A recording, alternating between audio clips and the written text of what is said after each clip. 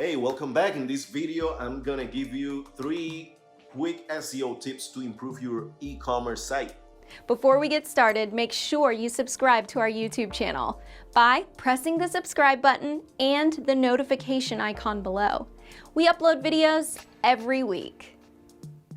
Leave me your comments. I have this book coming up on fall, the new edition of Naked and Walking. It's a business book, and I'm including some of the comments on that new edition. So this video comes because someone wrote on my inbox about what kind of SEO tips are we using for e-commerce stores. So if you have a store on the internet, these will apply to you. Actually, if you have services or anything else, these could apply. Just change the products for a service. So first of all, you need to understand how SEO works and how search engines work. You need to understand this because I've spoken with so many people that have their websites up and running, and they have so many things that search engines just can't find those websites. They are too heavy. So when we take a look at one website, and if you can go to the description box, you will see a link where you can test your website. You can find out what keywords are using your competitors, and that will give you a better understanding of where you are standing right now. First of all, you need to select, and this is the tip number 1, you need to select the right keywords and the right key terms. So let's pretend that you sell t-shirts online. T-shirts is just one word, and that keyword is really broad. So you will be bringing a lot of people that not necessarily are looking for your product. What you need is the right user that might be interested in your product. So instead of just selecting a t-shirt, let's say for this example, let's say that you sell t-shirts in your store, but you sell casual surf t-shirts. So in this case, instead of just using t-shirt, you'll be using t-shirt, but you have to add surf t-shirt or casual surf t-shirt, and then you can divide that same category into specifics per product. So once you know your keywords and how your users or your audience are looking for the products that you want to sell, then you can add that to your pages. And it's extremely important that you select the right keywords. Just to give you a good tip to select the right keywords, besides selecting that keyword, you have to, if you visit the description box, click in there, and then under the results, you will see the click-through rate, how many visitors click on that keyword in particular, and what's the cost behind that keyword in case you want to do paid advertising. And also it will allow you to understand, all right, 1 million visitors or 1 million users, I might say, are looking for this keyword in particular. Is actually extremely competitive. I'm going to stay away from that keyword. I'm going to select another one. So there are different columns under those results that you will be able to analyze and understand if that keyword is for your business or is not for your business. So that's the first tip. Just consider you have to take into consideration the right keywords for your business. That's extremely important nowadays. Because users are just searching for you online, but they're not searching really for your brand. They're searching for the product category, the products that you have online. So my second tip actually will go in hand with this first tip. Now that you know your keywords, then one of the things that you can do, instead of just having one set of keywords per one page, just create several pages. You can have of course, your home page. Try not to have more over 5 keywords per page, and you will have your home page. You can have one category page where, in our example, we sell t-shirts, right? So if we sell t-shirts, the category will be casual t-shirts. That could be one of the categories. You will have one page with all the casual t-shirts. Besides having the category page, I will recommend to have an individual page per product. So having an individual page per product will allow you to set up that page to a specific audience. And that's the key. Have one page per product, and then the content within that page. You will add everything related to that product.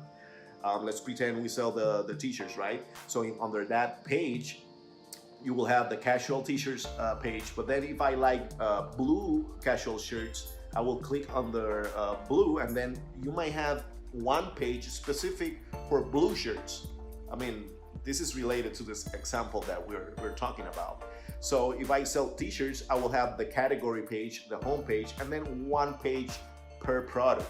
Why? Because that way you will rank higher per product, and you will see the traffic. You will be able to analyze once you have your Google Analytics or any kind of analytics. You will be able to analyze the traffic per page, how the performance, and you will be able to make changes moving forward. So basically, number one is having the right keywords on your page, and then the number two is having the one page per product. So remember, if you're on Shopify or WooCommerce, one of those platforms, they will already have a category page, but the secondary pages or the product pages are not necessarily available all the time. So you need to set that up, or tell your developers to set that up for you. Make sure once you select your keywords, make sure you add those keywords to the URL path. So it will be, in our example, it will be tshirts.com/casual blue shirts. That will be the path for this page, casual blue shirts. And then make sure you only have one H1 or one title per page. Some people have several H1s, and that's confusing. Remember, search engines only have less than 1 second to show you the information that you're seeking. So you want to make everything as clear as possible. Make sure the secondary titles on your page, or the H2s, have related keywords, or keywords that complement that first keyword or your primary keywords. It's really important because if you have your primary keyword on the H1 up on the header of your page, then the secondary pages could be how to wear a casual blue shirt on April, or different things that are related to that main keywords. And then the third tip that I have is that you need to understand, and if you have developers, you can talk to them about this.